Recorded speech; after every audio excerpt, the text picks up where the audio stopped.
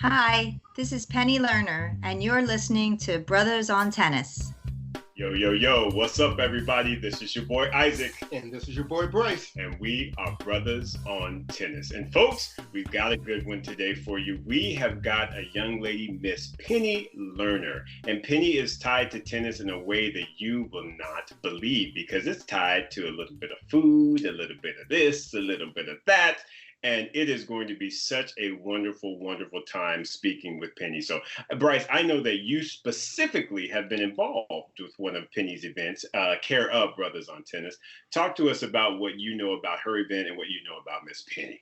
Well, I tell you what, I have heard about the Taste of Tennis events for quite a while, actually.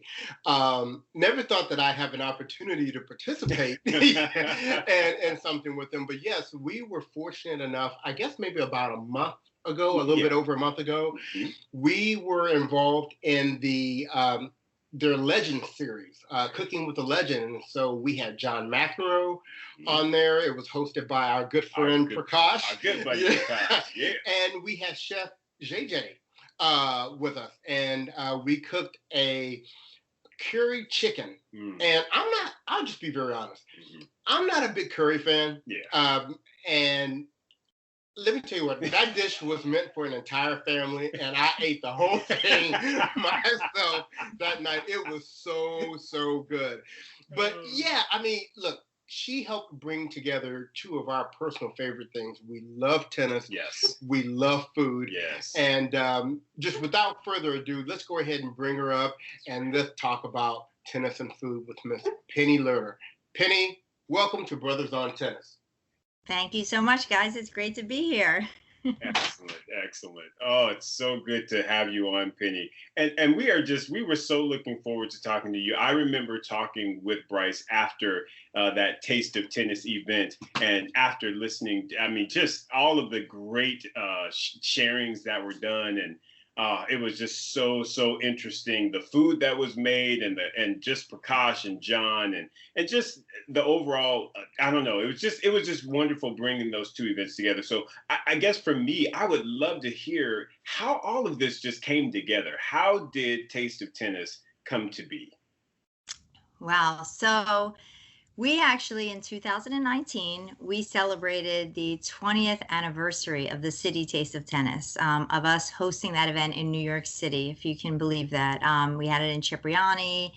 We actually had a on-stage cooking competition between Serena and Venus Williams, hosted by Richard Blais, Top Chef style, really fun. So we've been running this event for quite a bit. Today it's very different than it was about 180 days ago. I'll tell you that much. Right? There are many different things have changed in 2020, and that has certainly changed the live event experience. But originally, if we go back 20 years ago, it started as just my love for food and my good friends in the industry, my mom's love for tennis, and us kind of saying, hey, we think this is important. Not only do tennis players need to eat, they love to eat, and they're international. And not only do chefs, need to create revenue in their restaurants, but they also seem to be a lot of tennis fans in the chef world. And we just kind of started tying the knot that way. And we created our first event again in way back when, 21 years ago on 49th and Lexington Avenue in the big city. And it was a hit. The players came out and they loved it. The chefs came out and they, were excited about it. And we saw that this could be something. This was, something different. Tennis didn't have that yet. They didn't have the events beforehand, where Super Bowl and basketball, we did a lot of work there 20 years ago, and we saw all the exciting events they did before the actual games. So we kind of brought that cachet to tennis, and man, everybody said it's not going to work. Everybody said the tennis players won't show up. Everybody, everybody said something. And me and my mom and Brian, our partner, we just kind of pushed forward and said, this is going to work. And not only is it going to work, it's going to be one of the best off-the-court experiences in tennis worldwide. That was a bold statement back then, and then we went, after 10 years of doing it successfully in New York, we moved to Australia. We did it 5 years successfully in Australia. And then we decided, you know what? It's better if we build the brand in America. Let's come back to America. Let's talk about American cuisine, because it was just so poppin' 10 years ago. There's so many different cultures and so many different like experiences here that a lot of players weren't seeing. So we wanted to bring them to our friends' places, basically. In Miami, we went to first. After Miami, we hit Indian Wells. After Indian Wells, we hit DC. And then we thought, you know what, it's time to go back to Australia. So in 2019, we actually in 2020, this year, we were back in Australia, and we did it again in Australia, and it was just as good as the last time we went. And that's kind of how it started and evolved and built. Now it is, I mean, I think, we've achieved our goal. It's one of the coveted carpets on the global tennis tour. We had plans to take it to many different places. We have a great title sponsor in Citi that they were very supportive of a women-owned business in sports. And they wanted to kind of help us get to where we needed to go. And then, of course, we were in LA March 6th, I think. We ran an event, a Citi Taste of Tennis at the Riviera Country Club. Maria Sharapova, John McEnroe, Naomi Osaka, Amanda Nisimova, Michael Chang. Wonderful event. I drove the next day to Indian Wells, and we were like, this might be it. Canceled the event, got on a flight home, got home, and, basketball was canceled. Tom, who was it? Tom Hanks had, COVID, and we thought, wow, what are we going to do? Our industries are crashing, our people are crashing, everybody's sad and nervous, and what can we do to help them? And that's when we started kind of our hashtag, What's in Your Kitchen, showing the tennis players, on our Instagram and through Zoom, and, our chefs, and trying to promote what they did and were doing, and specials they were having. And then as that kind of built out, we thought, okay, now how do we take the magic of the live event experience and actually bring it to people's homes? How do we make them feel really special and different? And that's how we came up with the Citi Taste of Tennis Legend Series is, when do you ever get to go to John McEnroe's house? You know what I mean? When do you get to like, even chefs like Chef J.J. Johnson, a young up and coming guy, like, when do you get to go in his house? You usually see him walking around Harlem or at Field Trip, or, if you're lucky, you get him at a special event in any of the other major markets that he's in, but you never get to go in their homes. So we created this, Citi Taste of Tennis Legend Series, and it was a hit. In fact, we're doing another one in December, another round of 3. So that's pretty exciting. That, in a nutshell, is our story in 20 years wrapped up in 3 minutes. Well, I wanted to ask you a question. The very first cooking demo that you had at your first event, I believe, was that the one where it was Agassi and Emeril Lagasse? Yeah, so this was probably one of my favorite moments. We had, I don't know if you guys have seen the pictures, but I had this big, beautiful Viking stage come in, and I was like, oh, what am I going to do with this? And luckily I had a connection with Emeril. He was in New York, and I'm like, oh, okay. And I was fairly young at the time, my 20s. And I'm like, okay, let's get Emeril, the big bam, and my mom, had been in tennis for a long time, worked at the US Open. She had a wonderful relationship with Andre. And so we had asked him to come out. Yeah, my mom had incredible relationships with many athletes, but Andre was one of them that he actually helped us start the Citi Taste of Tennis, along with Andy Roddick, and some of those older players really helped us amplify our brand. And, they did things for us out of the generosity of their heart, which was really amazing at that time. We are forever grateful for a guy like Andre and Andy. But so Andre decided to come out. We got Emeril out. And I remember someone said to me, did you make a step and repeat? And I was like, a what? And they're like, a step and repeat with the logos. I'm like, I don't know what you're talking about. So I got Pinkos and made a board, like one of those old boards, and I just put logos on them and put them on this beautiful Viking stage. And yeah, then Andre and Emeril came out. The entire room, we had like over 100 press in this tiny room, and we were all sweaty, and the bulbs were flashing. And it was at that moment where I'm like, we have something here. I know we do. We just gotta get past the naysayers and make it happen. That is such an amazing story. And so if you could connect the dots for me here on something. I know that you and your mom are the co-founders and the CEO and president of AYS Sports Marketing. Is this like a which came first, the chicken or the egg? Did you have the company first, or did you have Taste of Tennis first? Which kind of birthed the other? We actually had the company first.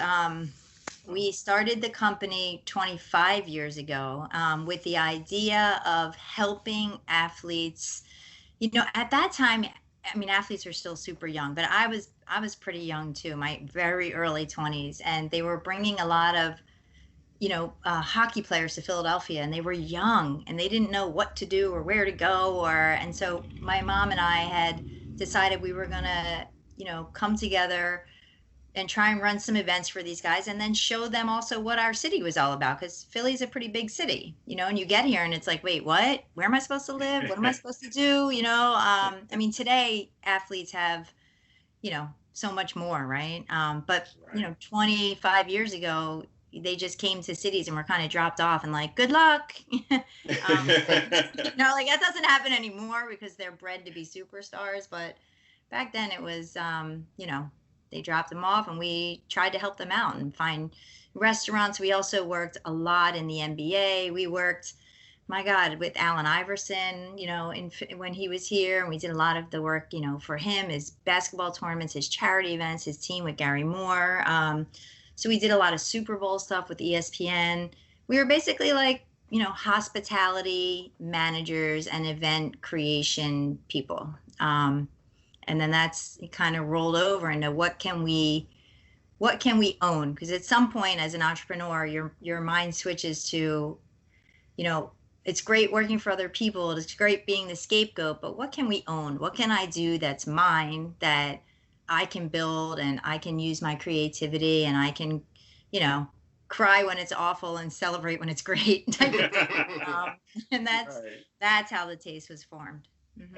And Penny, question for you. So I remember you were saying that your mother was the tennis side and you were sort of the foodie. So are you just a lover of food, or were you a chef, or were you? I mean, take us through sort of what does that look like for you as it relates to your tie with food? So I've always had a complicated relationship with food. I love food, right? Yes. I saw this. I love food. I'm very passionate about the smells of food, the looks of food, but I've had a complicated diet since I've been 17. I was like a hardcore vegetarian for several reasons, and then I've slowly walked out of that for different circumstances in my life. But I love going to restaurants. I love being around food, and I just think food always brought out the best in me. I'm always I'm a pretty straightforward, let's go right now person. And when there's food on the table, I'm a little bit more relaxed, and I'm like, maybe the next meal we'll talk about it, Right?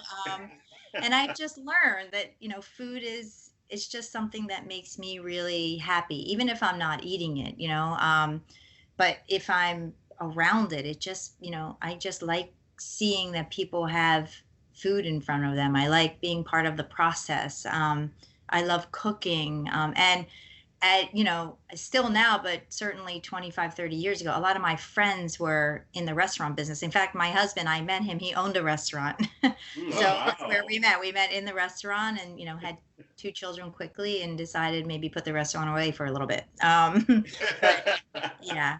So I think food has just been around me. And because I have just a complicated relationship with it, I just love it. I love the flavors. I love learning cultures through food. It's the great evening ground, right? Oh, absolutely. Yeah. I mean, it's what brings people together. I mean, food and music. I mean, Yep. those are the 2 things right. that, in my opinion, if you bring some good food together, it's hard to be mad at somebody when you eat out something that's right. You know what I mean? Yep, that's exactly right. Mm-hmm. And to add to that, you were mentioning that you're in Philadelphia, and although Isaac and I are both here in Southern California, we absolutely love Philadelphia. Yes. As a matter of fact, what we do every year when we go to the U.S. Open, we then go spend some days afterwards in Philadelphia. We have some very good friends that live in Philly. So I've been going to Philly once a year for years now. I'm hoping with all this Rona stuff and potentially a vaccine coming out soon that we can resume doing that this year, going to the U.S. Open and hitting Philadelphia afterwards. Yeah, we would love the company. Actually, it's a little hurt these days. We're feeling a little, sad, then super happy. But we have a great food scene here. We actually have a great scene in Philadelphia. I think we're just underrated because we're stuck in the middle of DC and New York. But I just did a photo shoot the other day for some new content, and I used all of my Philly favorites, and we just have undiscovered talent here that's awesome. And Philly has a very real feel to it, I think. And I'm sure you guys see that. If you've come to Philly, it's very real. It feels really, it feels really right because people don't leave Philadelphia. You know what I mean? We stay here. We have this incredible stick rate compared to the other big cities. And, it makes it feel like like it's a small town in a big city type of thing. Exactly. Yeah. And two of our staple restaurants are, we always do a big dinner at Del Frisco's downtown. Yeah. And we also have to hit Miss Tootsie's. There you go. Yeah. It's amazing. I'm glad you guys love it. A lot of people just drive right by us, but I think we've pushed the borders. People are noticing us. So come back. We need the visitors. We most definitely will. And Penny, talk to us though. Now, you said that you did 10 years in New York, and then you decided to go to Australia, or expand to Australia, I should say. So did you actually move there, or were you just kind of traveling back and forth for the events? We traveled back and forth. Yeah. It was pretty, it's really far. Yeah, we traveled back and forth.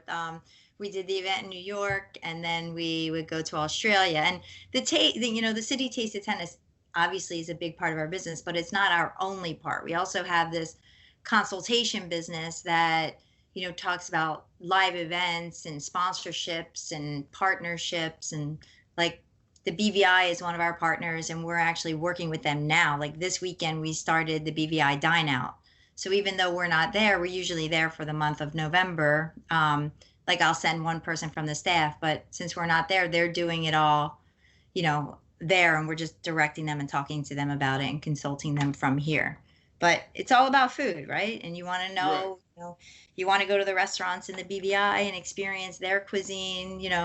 These are opportunities. But that's what we do. We take food and we tie it into our own events, and then we build it out to other events. So in Australia, we went back and forth. We would pretty much spend the month of January over there.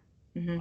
Okay. That's amazing. So with all of these events that you've had over the past 20 years with these great, chefs and great athletes, we know you have a couple of really good stories. Yeah, Penny, come on. So, since this is Brothers on Tennis, do you have any good stories with any of the tennis people that we might know that our listeners would enjoy hearing about?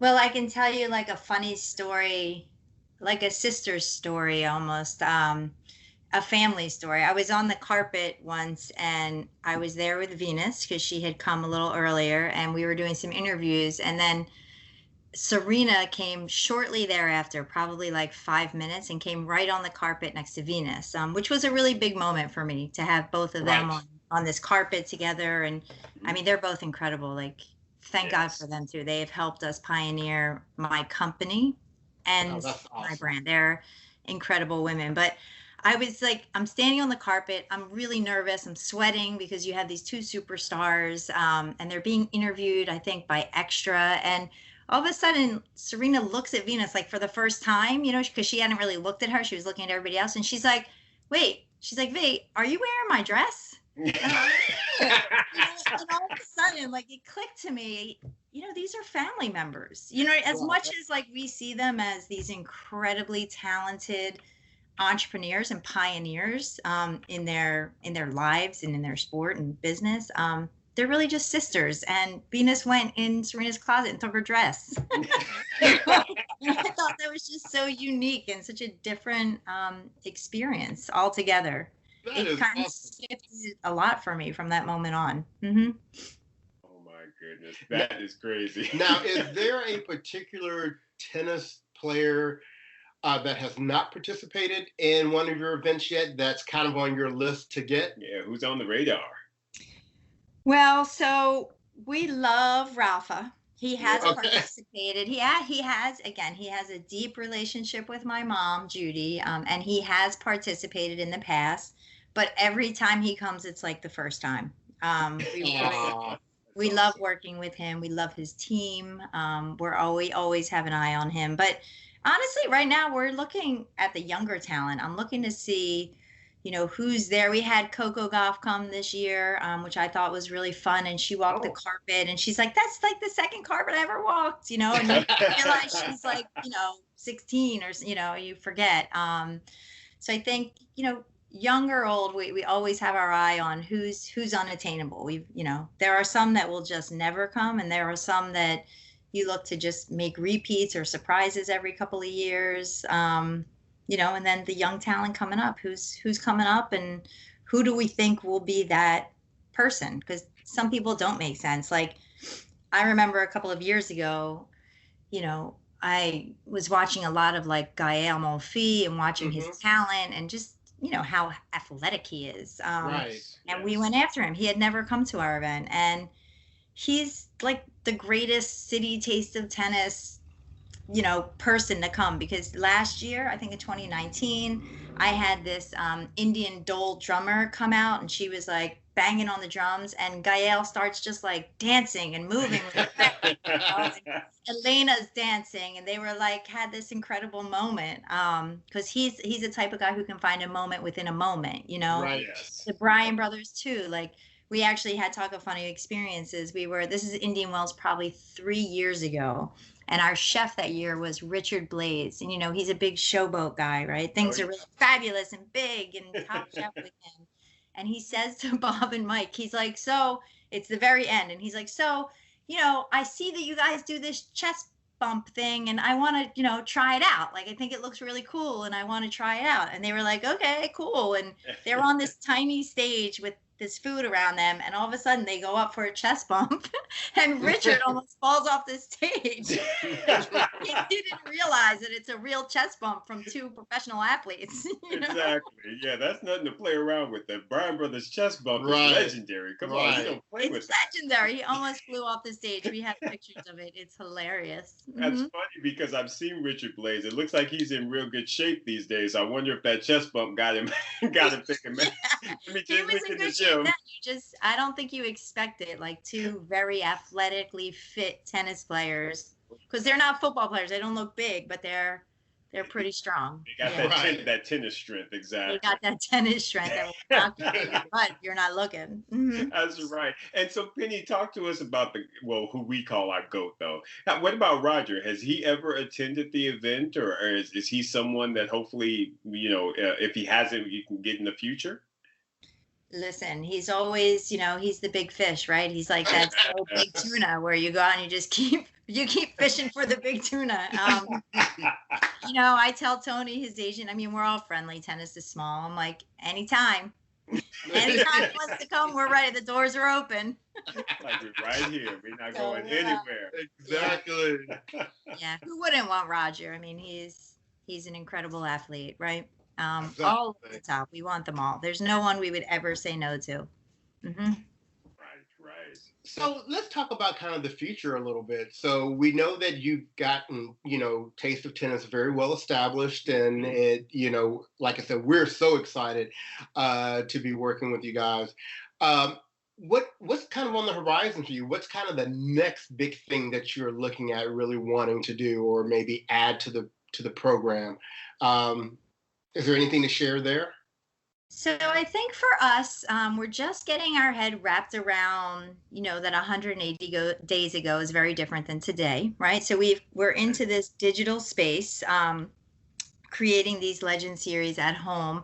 And now we've been really working on, what does 2021 mean to us? How do we incorporate this digital space, use all of those, great new wonderful digital assets that the world has put in front of us, and then how do we go back? What does it look like? Do we want to be the same event that we were, or do we want to shift a little bit and be something a little bit different? And those are things, we added live music over the past few years, so I think there's a lot of, I think the great gift COVID gave to us, right, if we can call it a gift, is, right. It's the opportunity to sit back, enjoy your family, get to know your children again, or your husband, or your friends, and also get to know your business again. Because I feel like sometimes you might just do something to do something. And now we have the gift of saying, is it the right thing to do, right? How do we amplify our message or be creative, or what are the tools that we now have, and how do we turn that into an incredible 2021?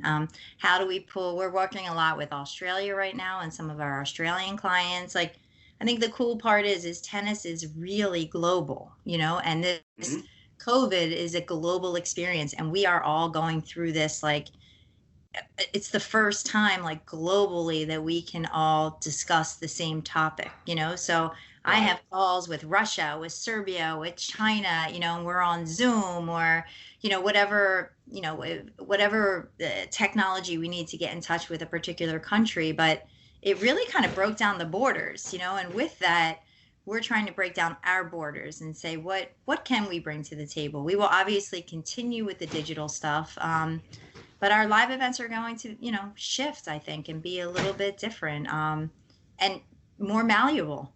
I don't think they need to be such a box anymore. They can be, something much more dynamic. And I think that's what we've learned.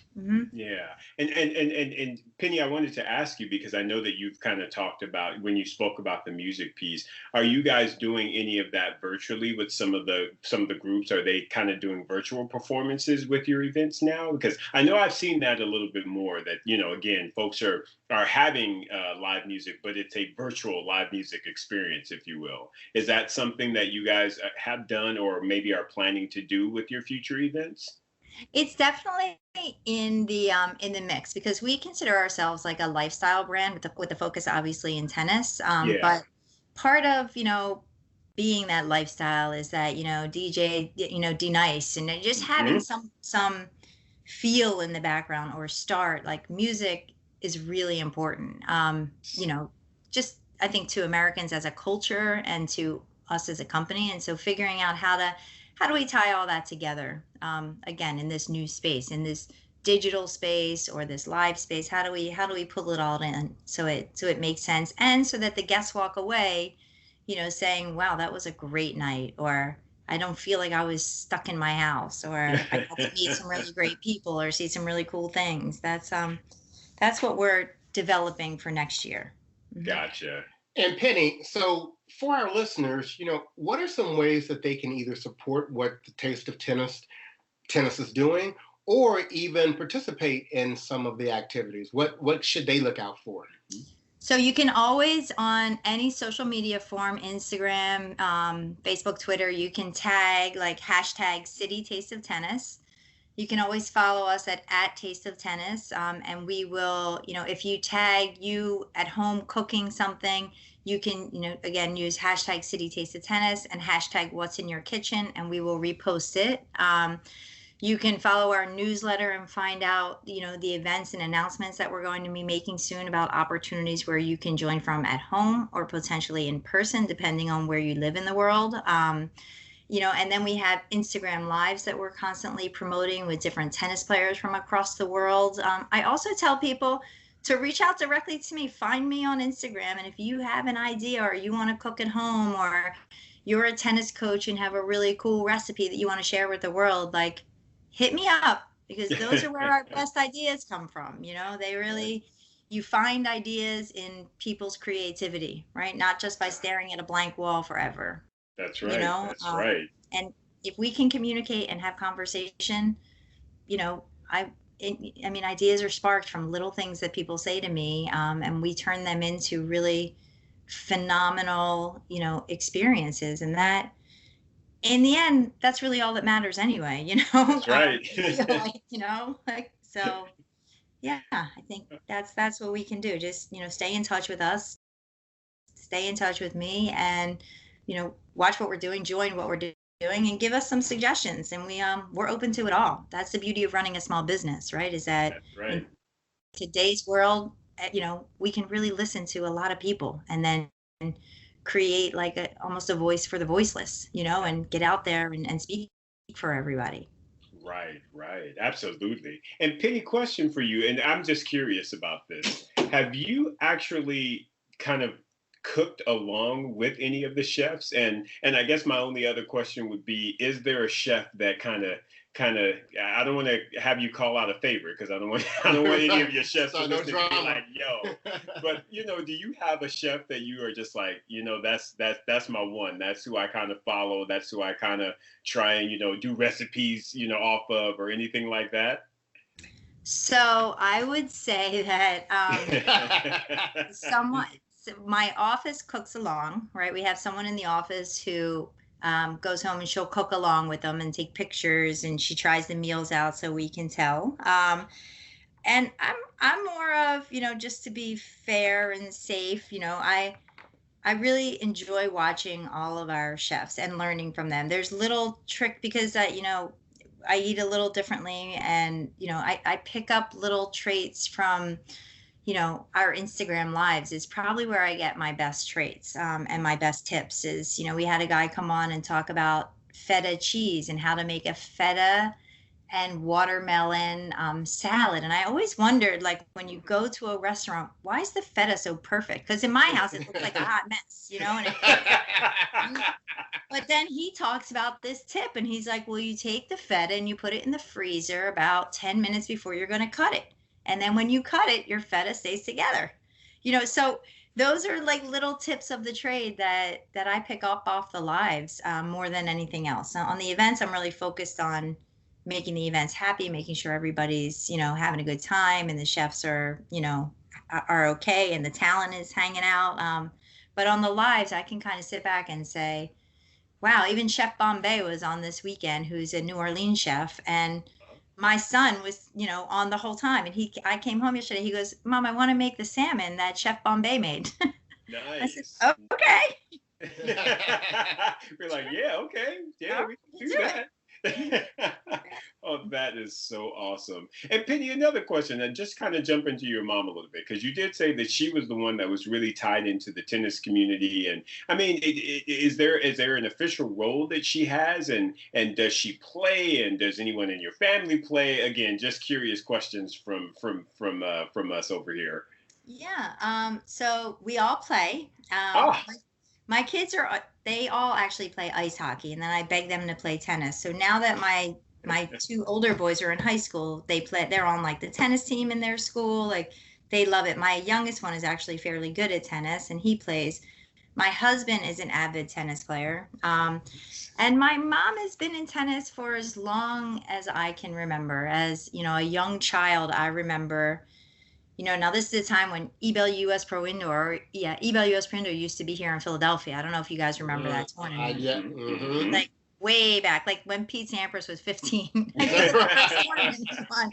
But they used to house the players in homes, and they would stay at our house, So I have like a deep, culture of growing up with, international people in and out of my house, because of my mom. And that's actually the first, talking about Ebel, if you guys remember that tournament. It was an ATP tournament here, and I remember I must have been in either fourth or fifth grade, and my mom came home with these watches, I guess because Ebel was a watch company, and they were chocolate watches.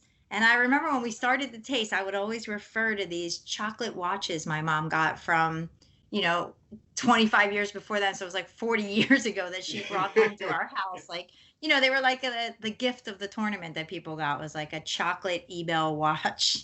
Wow. Wow. Maybe that had something to do with it. I don't know. I was about to say, yeah, That got it subliminally, started. yeah.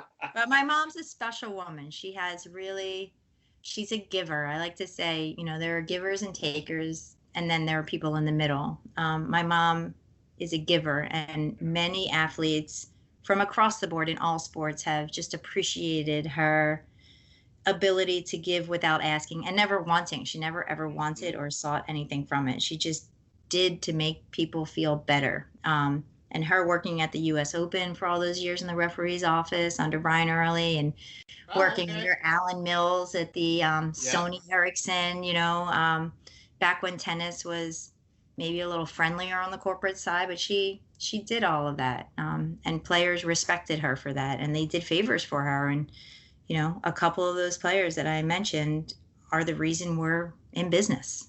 They helped us get to where we needed to go, and a couple agents, a lot of naysayers, but all you need in life is just a couple to pull you up when you're down, That is so true. That is exactly pull you right. over the mountain when you're climbing it, those are the people that helped us become who we are. Mm-hmm. And it's really good to hear those success stories. And that's one of the things I really do like about the tennis community, because there are so many examples of where you've seen the community come together to support something. Absolutely. And, with tennis being a global sport, I think it just sends such a positive message as to how we can be as people. That's right. Really. Exactly. Shout out to Mama Judy. Yes, absolutely. Yeah. Hopefully we'll get a chance to meet her one day. Yes. She's wonderful. And how about this story? My first ticket buyer for the Taste of Tennis 20 years ago was a guy named Bruthas, right? Now, Vikas and I are still friends. We still talk. He's from India. So Vikas last year, he's been coming on and off to the Taste for 20, some odd years. He comes to Miami sometimes. Last year, he invited me to go to this special dinner that he was hosting. And at the dinner were the Armitage brothers, right? Both of them. Oh, okay. And Arnaud, right? And Steven. And I'm there. We have this incredible dinner. It's me and my mom. And, there's probably 10, 12 of us, right? And we hear these stories. And I fall in love with our Armitage family. I mean, I was like, you guys are so special. I never laughed so hard. We had such a good time, right? Right in the middle of the Open. And then, like, a couple months later, I met Prakash at the Miami Open, and I was like, what an amazing soul. Like, how do we figure this all out? I couldn't figure it out as the time went on. And then all of a sudden, the world shifts, and, I DM Prakash, and now we're all working together, right? Because that's tennis, because the families also take care of the families, right? Right. And that's interesting, because we interviewed Prakash maybe about a month ago, and he told the story from his side of how he got involved with a Taste of Tennis, and that's once again just a great example of how the tennis community comes together. Yes. And we appreciate you coming on to our podcast and sharing with us the history of Taste of Tennis, and our listeners get to understand it a little bit better and how they can be involved. And like I said, we absolutely enjoyed the involvement we had with McEnroe and Chef JJ Johnson and our good friend Prakash, and really look forward to doing more things with you and your organization in the future. Absolutely. Yeah. It's great to talk, get to know you guys, and let you know a little bit about me. There's a future coming. We just got to get there, right? Absolutely. That's right. So, any final words you want to share with our audience? I would just say, tennis is a great sport, not only for, to play, but to be involved with. It's really full of people that care at the right time, and I think that that's really important. It's, we've got both sides of the story, obviously, but it's a good place to be, in such a tough world right now in sports. Everybody's so confused that it's nice to have a community to be able to rely on. And that is surely what tennis is. No matter if we're beaten and bruised like the rest of the world is, there's a couple really good gems in our wheelhouse. But so I love it. I just say keep playing, keep eating, and keep toasting, and let's get past this and then come to Philadelphia and enjoy it, and we'll have lunch. There you go. Yes, absolutely. And listeners, there you go. That was Penny Lerner, CEO of AYS Sports Marketing and the host of Taste of Tennis. Yes. So, like we've stated before, we're going to continue bringing you interviews through the rest of this year because the tennis is basically done for 2020. Wrapping up. And we have some good ones coming up for you. So, continue to listen in and continue to enjoy. So, with that, we thank Penny again for coming on. But this has been your boy Bryce. And this is your boy Isaac. And we are Brothers on Tennis. Take care, and we'll talk to you soon.